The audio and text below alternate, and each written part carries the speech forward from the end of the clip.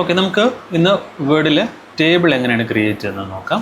Table create ചെയ്യാനുള്ള short cut Alt+N+T+I ആണ്. ഒന്ന് കൊടുത്ത് Alt+N+T+I.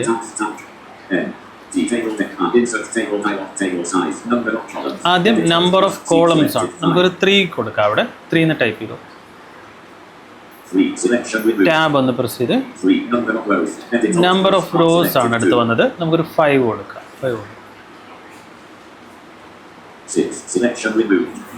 5 കൊടുത്താൽ മതി. ബാക്ക് സ്പേസ് കൊടുത്തിട്ട് 5 കൊടുക്കും.